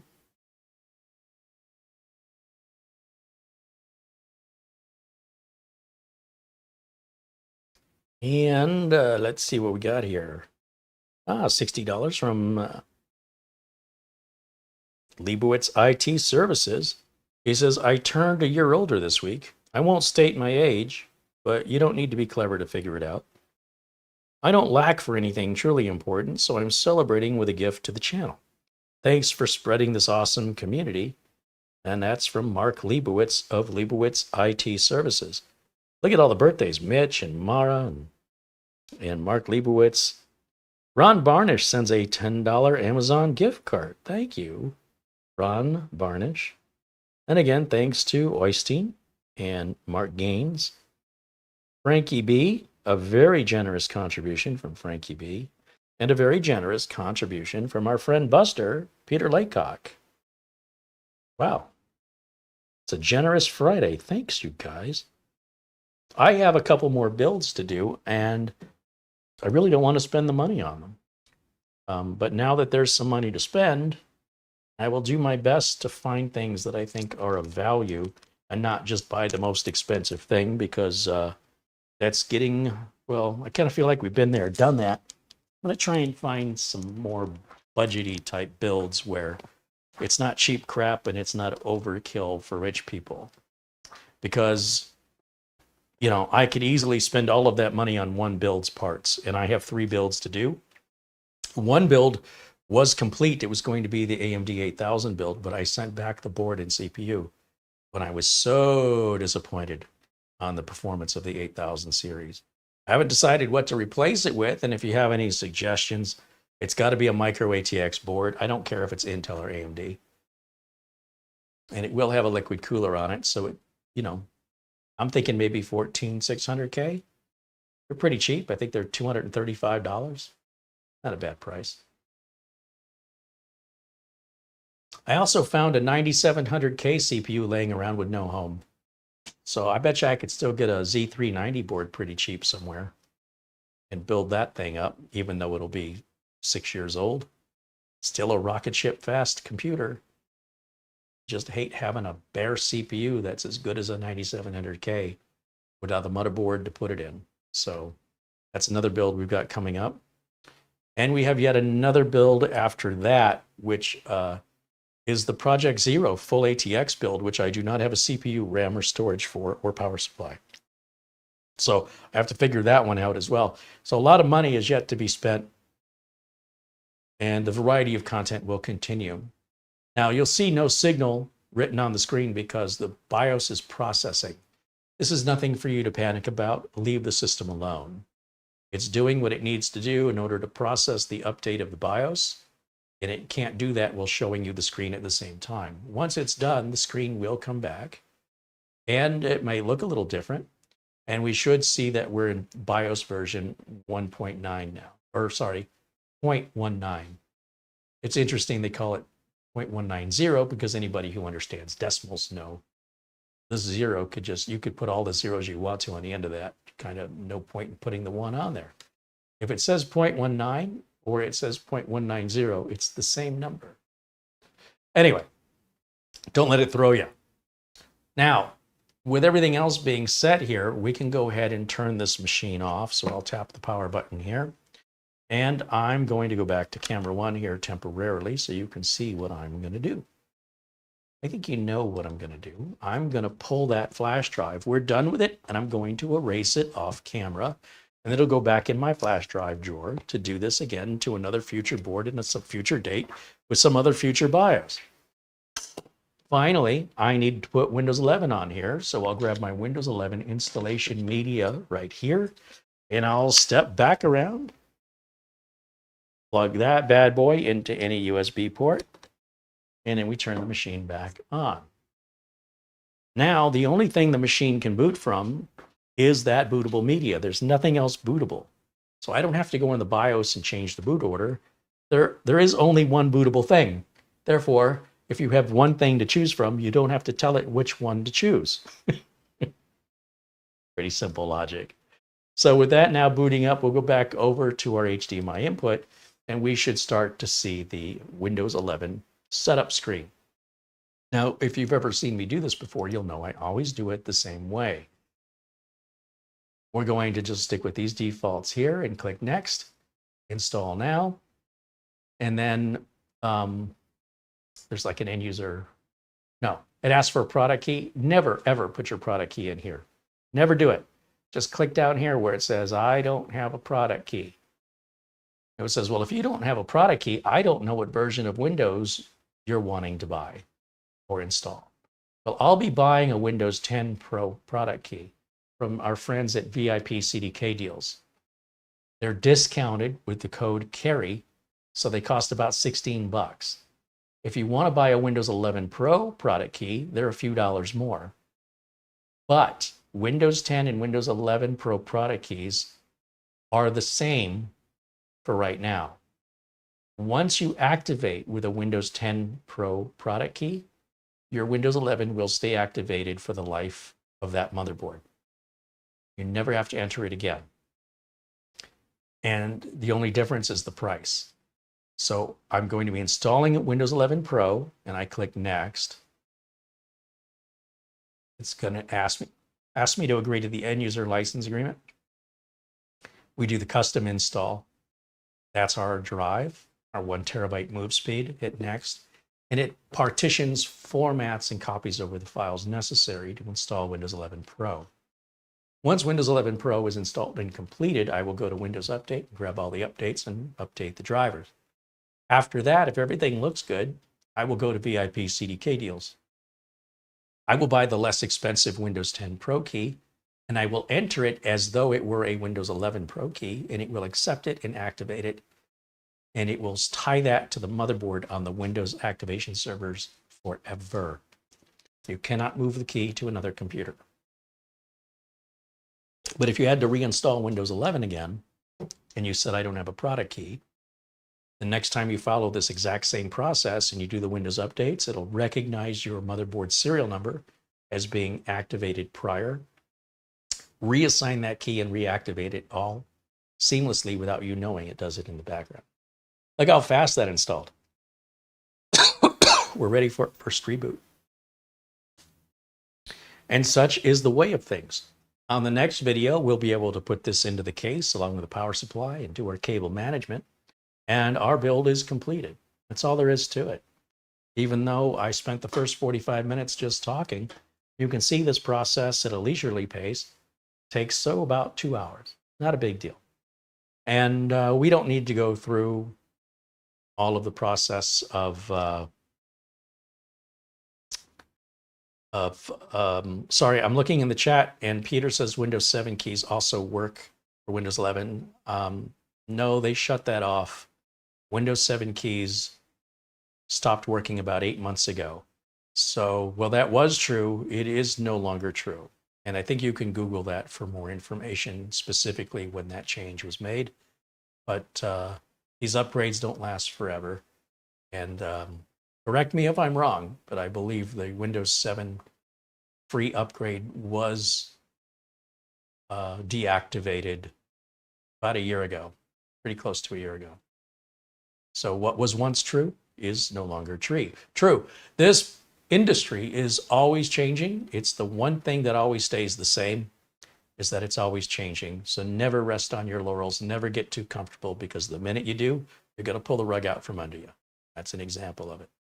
Now, as we bring up Windows here, just to make sure it loads properly, you'll see I keep it unplugged from the network so it doesn't force us to install a Microsoft account. I don't want my Microsoft account on a customer's machine. It's unprofessional. Customer wants to put a Microsoft account on, they can after they receive the computer. They can do that after the fact. But during the initial setup,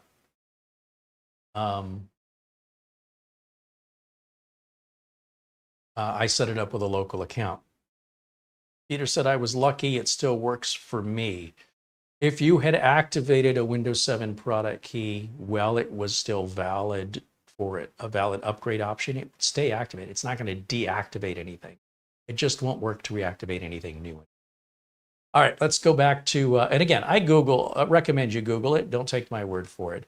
I'm giving you the gist of it. If you want the details, it's all written in articles throughout countless websites online. We're in the United States. We'll click next, and then we'll go over here to US, and no secondary keyboard layout. I don't have internet. See, if I tell it I have internet, it's going to make me sign in with a Microsoft account. I'm going to use a username of, got to use the right keyboard, username of user, enter with a blank password. And then I leave location settings on. That's going to keep my date and time all the way up to date without me constantly fidget with it. And this is all stuff I've shown a million times before. You could literally watch any build video of the last 3 years. All the things I'm about to do are exactly the same, and I don't feel I need to repeat it over and over and over again. If you're a new viewer, please look at my library of over 1,500 videos. We cover a lot of stuff from networking and hardware reviews and external storage, routers and Wi-Fi and motherboards and chips, and oh my, sometimes even bizarre foods from other places, Japanese snack foods. I love my snack foods. So snack foods from around the world. Walker's bacon crisps, smoky bacon crisps from England. Sorry, I might be drooling thinking about that. It's been a while. Badgin Guy said, I thought Microsoft stopped supporting Windows 7 a few years ago. They did. Windows 7 has stopped being supported a long time ago, but they were offering a free upgrade to Windows 8, 10, or 11 utilizing a Windows 7 product code. But now they've shut that down. They said that free ride is over. If you had used it prior to the ride being over, Well, you're still at your destination. They don't pull you back to where you were. You're fine. Just means anybody new can no longer ride the bus for free. All right. So that's it. I mean, at this point now, I can plug it into the network. I can install all the drivers. We probably have a number of items in the device manager that are unknown items. Yeah, we have quite a few right here. And Windows Update may fill in some of those for us, and any that remain, we'll just go to the motherboard manufacturer's website to grab any remaining drivers along with the AMD Adrenalin software we'll need to install. Once all that's done, I will go to I will go to VIP CDK deals, and I will buy my Windows 10 Pro license key. It's about $16 using my discount. And you just enter the key in as though it were a Windows 11 Pro key, and it activates online. You don't have to call anybody. It just works. And it will stay tied to that motherboard for the life of that motherboard. If you try to move that to a different board, it will not activate. You'll need to spend another $16. If you've got the money to buy a new board, I think you can come up with the $16 to buy a new license. If you buy a new car, you cannot take the license off of your car and just slap it onto your new car unless you want to get pulled over by the police. At least that's how it works here in the USA, or unless you filed paperwork with the DMV, if they even allow you to do that as an option, which some DMVs do and some do not. But you can't just willy-nilly take the plate off your car and move it onto another car unless you want to go to jail. Now, Microsoft isn't going to send anybody to jail. It just simply won't activate. And I'm sure you could scrounge up $16. If you've got the money for a new board, you've got $16. Or if you don't like that convenience, pay the $150 for the retail key, and you can move that around about 10 times before they'll block it for piracy concerns. So even that has limits to how many times it can be reinstalled. But if you want to spend the $150 so you can move it once or twice, rather than pay $16 2 or 3 times and still only be at 40% of the original retail cost, hey man, it's your money. You can do it however you want to do it. Any final questions? We're just about at a 2-hour mark, and I thought we'd go ahead and wrap it up. I'll take a quick look here in the chat.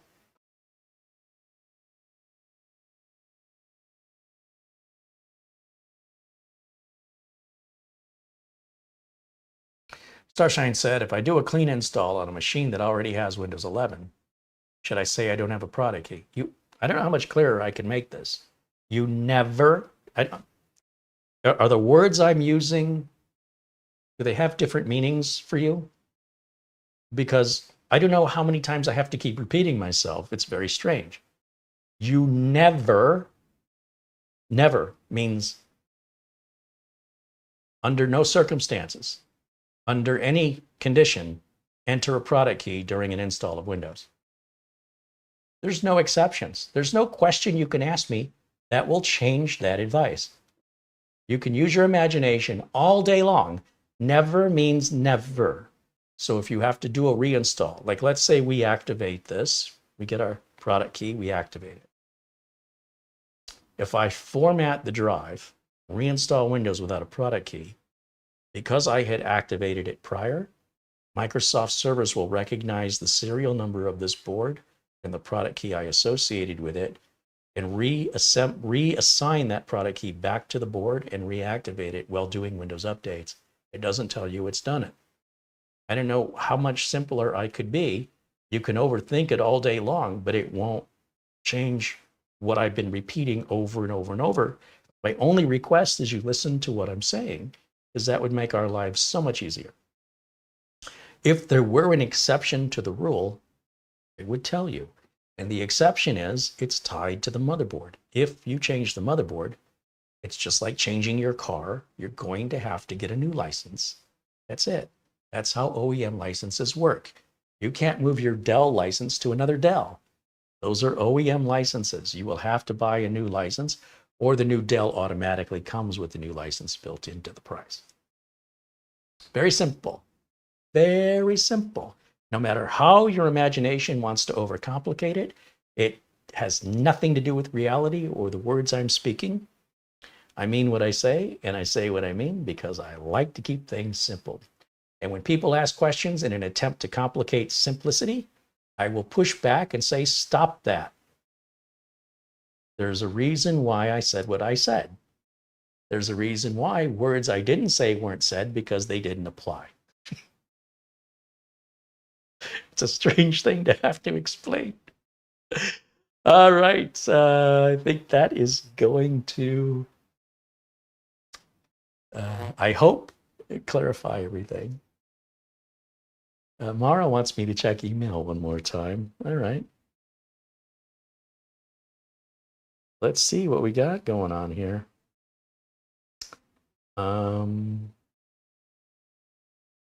Holy cow, our friend Gary Tatum with a very generous Amazon gift card. Well, Gary, thank you so, so much. I can't tell you how much that means to me, and it will be all used just to continue to buy more product and do more reviews.